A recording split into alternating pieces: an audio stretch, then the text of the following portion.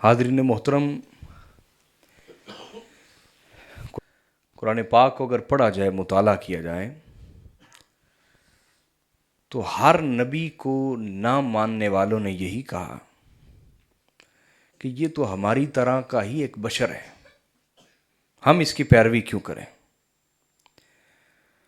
انہوں نے ہر پیغمبر کی بشریت پہ نظر رکھی اور بشریت کے اندر جو نور خدا روشن تھا، اس نور کے اوپر نظر نہیں کی۔ تو کیا ہوا؟ اللہ کی نظر میں وہ مردود ہو گئے، مغضوب علیہم ہو گئے، برباد ہو گئے، ہلاک ہو گئے۔ یہ تو ہے قرآن نے جو کچھ بیان کیا ہے، لیکن قرآن جس قوم کی ہدایت کے لیے خصوصاً اترا ہے وہ امت محمدیہ۔ عجیب بات یہ ہے کہ اس قرآن کو پڑھنے والے آج بھی اپنے نبی کی آل اولاد کو بالکل وہی بات کہتے ہیں جو کفار نے انبیاء سے کہی تھی، کہ یہ تو بالکل ہمارے جیسے ہی ہیں، ان کا ادب اور ان کی محبت اور ان کی تعظیم اور ان کی تکریم کیوں لازم ہے؟ ان میں اور ہم میں کیا فرق ہے؟ تو ہم یہ کہیں گے کہ فرق وہی ہے جو فرق ان قوموں میں اور انبیاء میں تھا۔ اور وہ فرق کیا تھا کہ ان کے دلوں میں اللہ رب العزت نے نور ہدایت روشن کیا ہوا تھا۔ نور جس کو وہ نظر آیا وہ ہدایت پا گیا، جس نے اس کو فراموش کیا وہ گمراہ ہو گیا۔ وہ بولیے گمراہ ہو گیا۔ تو آل رسول کا جسم بھی بشریت کا ایک روپ ہے، بشریت کا ایک روپ ہے، لیکن اس روپ میں جو خون مصطفیٰ کا نور ہے، خون مصطفیٰ کا بولیے نور ہے، جس کی نظر اس نور پہ پڑتی ہے اس کو ادب کرنا بھی آ جاتا ہے،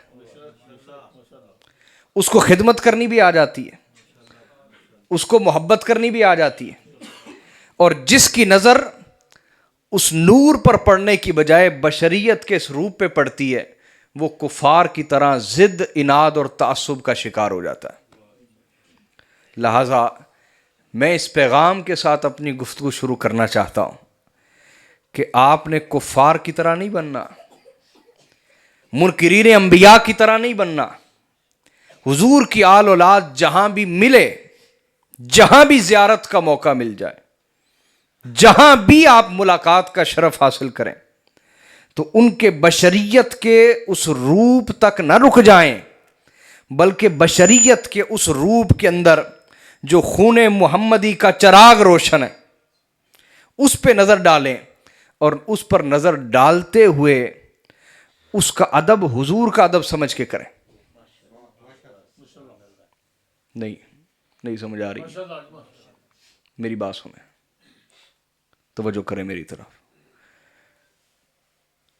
قرآن پاک کا فیصلہ ہے، لقد لبثت فیکم عمرا من قبلہ افلا تعقلون۔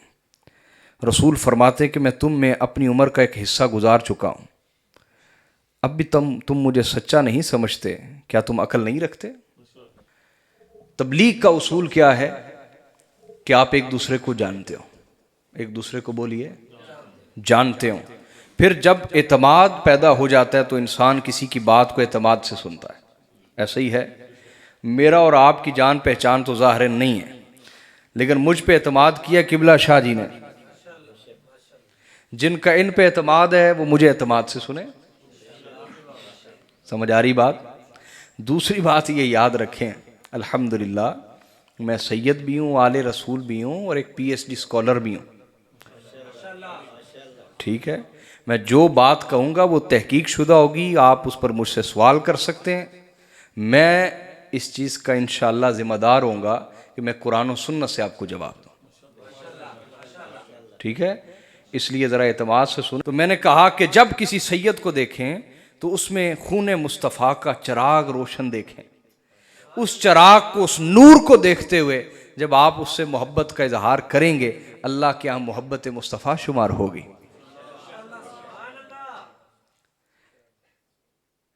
باذوق ہونا، کیا باذوق ہونا، یہ انسان کے عقل مند ہونے کی علامت ہوتی ہے. جو بندہ باذوق نہیں وہ عقل والا ہی نہیں، کیونکہ اس کو کسی اچھی بات کی خبر نہیں نا کہ وہ اچھی ہے یا بری ہے. اس لیے میں داد مانگنے والا آدمی نہیں، لیکن جب تک کسی بات کے اوپر آپ اچھا رسپانس آگے سے نہیں دیتے تو کوئی بھی اپنی قیمتی بات اگلی آپ کو پیش کرتا نہیں ہے. اس لیے آپ نے ذوق سے سننا، ٹھیک ہے. آئیے میں تمہیداً کچھ گفتگو کر رہا ہوں. اس کے اوپر میں حضرت ابوبکر صدیق کا قول لینا چاہوں گا، جو انہوں نے ممبر پہ کھڑے ہو کے کہا ارکبوا محمدًا فی اہل بیتہ. توجہ ہے آپ کی؟ بولیے نا. انہوں نے کہا ارکبوا محمدًا فی اہل بیتہ، اے لوگو حضرت محمد مصطفیٰ کے حقوق پورے کیا کرو. محمد مصطفیٰ کے حقوق بولیے.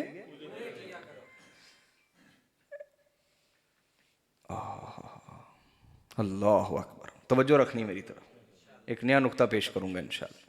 کہا محمد مصطفیٰ کے حقوق پورے کیا کرو. یا صدیق رسول اللہ تو پردہ فرما گئے.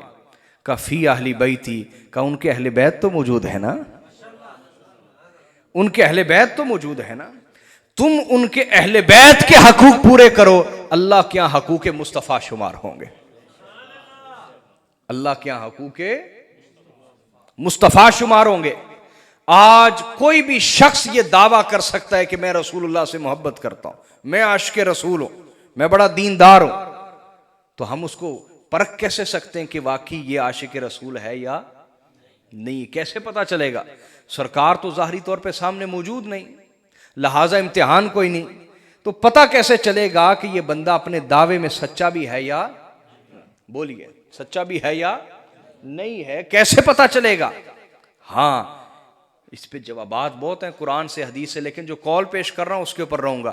انہوں نے فرمایا فی اہل بیتہ ارکبوا محمدً، حضرت محمد مصطفیٰ کے جو حقوق ہیں، حق کے محبت، حق کے ادب، حق کے خدمت، حق کے خمس، حق کے تعظیم، حق کے تکریم، حق کے درود و سلام، یہ جو سارے حقوق ہیں محمد مصطفیٰ کے، یہ معطل نہیں ہوئے، یہ حضور کی وفات کے ساتھ ختم بولیے نہیں ہوئے. یہ حقوق باقی ہیں، یہ حقوق موجود ہیں، یہ حقوق قیامت تک کے لیے امت پہ فرض رہیں گے.